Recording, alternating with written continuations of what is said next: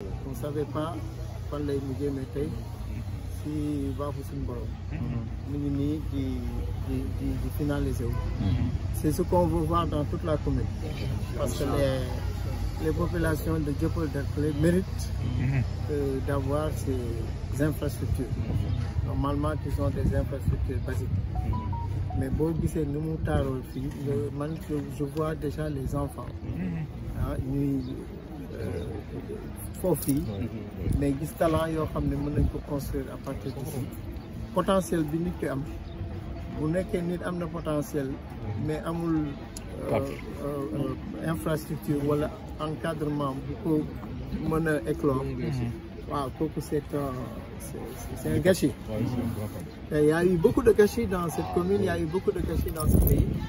Et on est fiers pour la commune, on est fiers pour Dieuppeul 2. Mais en même temps, on dit que voilà, ça c'est juste le début d'un commencement. Après, on va faire le terrain de basket, Dieuppeul 1, ensuite on va faire Dieuppeul 3. Dieuppeul 3, j'ai dit que février, on démarre. Voilà, même chose là. Février. On ne démarre pas sur les budgets de la commune, parce que bon, nous savons pas mais lolo sécuriser l'inco. Dieuppeul 3, on donne la mairie, on démarre. Ensuite, il y a tout ce qui reste Dieuppeul 4, il y a le terrain baraque, la Liberté 5 qu'il faut faire.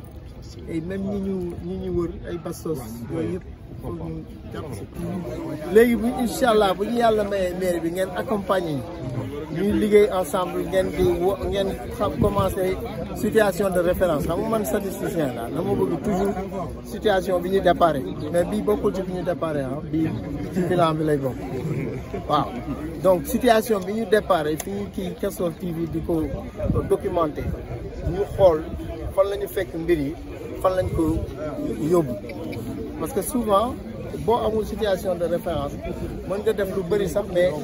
ñu ne bon pourtant gisuñu dara quoi moo tax mesure xool jéego yi nga def c'est important dans la vie parce que loolu mooy mën a wane li nga jot a def xam nga Sénégal boo toogee mën nga ne rek écoles yi y a des abris provisoires écoles yi sooxe na hôpitaux yi sooxe na dund gi sooxe na et cetera c'est vrai mais da ngay xool il y a 12 ans nan la meloon ak lan lañ ci def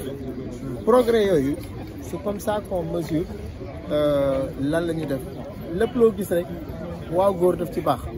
mais balaa nga mën a wax rek waaw góor nga xam nañ ne lan la ñuy def. Par exemple lii bu kenn koo xam ne dafa jógee étranger ñëw rek gis lii ça lui dit pas grand chose parce que xamul woon nan la meloon avant mais bu papa ji ñëwee gis kii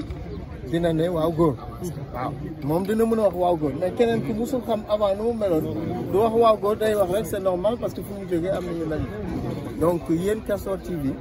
pour que ñu mën a wax waaw góor yéen a ko mën a documenter et ça c'est le travail des journalistes aussi de pouvoir documenter de pouvoir comparer pour dire nit ñi attention kat lii fii la kii woon fii amélioré nañ ko wala ñu ne monsieur le maire kat attention fii bi ñu ko fekkee woon moo gënoon affaire bi dafa sooxe à ce moment-là on est d'accord moo tax on est ensemble avec vous on va travailler ensemble inchallah ok merci.